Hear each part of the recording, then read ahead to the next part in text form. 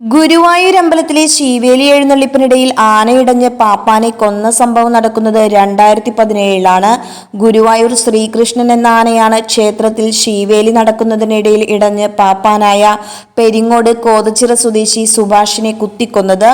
ശ്രീകൃഷ്ണൻ ഇടഞ്ഞത് കണ്ട് കൂട്ടാനകളായ ഗോപി കണ്ണനും രവികൃഷ്ണയും വിളറി പിടിച്ചോടിയിരുന്നു. പിന്നീട് ഏറെ മണിക്കൂറുകൾക്ക് ശേഷമാണ് അന്ന് ആനയെ തളയ്ക്കാനായത്.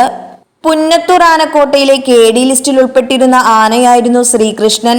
23 വയസ്സിനുള്ളിൽ തന്നെ കോട്ടയിലെ 2 പാപ്പാന്മാരെ കൊല ചെയ്ത ശ്രീകൃഷ്ണൻ വളരെ ചെറുപ്രായം തൊട്ടേ പ്രശ്നക്കാരനായിരുന്നു. 1998 ആസാമിൽ നിന്നും നന്ദിലത്ത് ഗ്രൂപ്പുകാരാണ് ഇവനെ കേരളത്തിലേക്ക് എത്തിക്കുന്നത്. ആദ്യകാലത്ത് നന്ദിലത്ത് ശ്രീകൃഷ്ണൻ എന്ന പേരിൽ അറിയപ്പെട്ടിരുന്ന ഇവനെ പിന്നീട് ഗുരുവായൂരപ്പന് നടയിരുത്തി ഗുരുവായൂർ ശ്രീകൃഷ്ണനായി. വളരെ പെട്ടെന്ന് തന്നെ പ്രകോപിതനാവുന്ന ശ്രീകൃഷ്ണൻ 13-ാം വയസ്സിൽ ഗുരുവായൂർ ആനയോട്ടത്തിനിടെ കൂട്ടാനകളെ കുത്തി പരിക്കേൽപ്പിക്കുകയും ആളുകളെ ആക്രമിക്കുകയും ചെയ്തിരുന്നു. പിന്നീടൊരിക്കൽ എരുമപ്പെട്ടി ഉത്സവ എഴുന്നള്ളിപ്പിനിടെ ആന ഇടഞ്ഞോടി കാട്ടിലേക്ക് കയറി.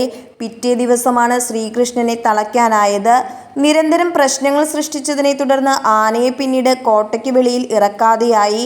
2017 വീണ്ടും ശീവേലി എഴുന്നള്ളിപ്പിനിടെ ശ്രീകൃഷ്ണൻ പാപ്പാനെ കുത്തിക്കൊലപ്പെടുത്തിയതോടെ KD ലിസ്റ്റിൽ ഉൾപ്പെടുത്തി കോട്ടയ്ക്കുള്ളിൽ തന്നെ തളച്ചു.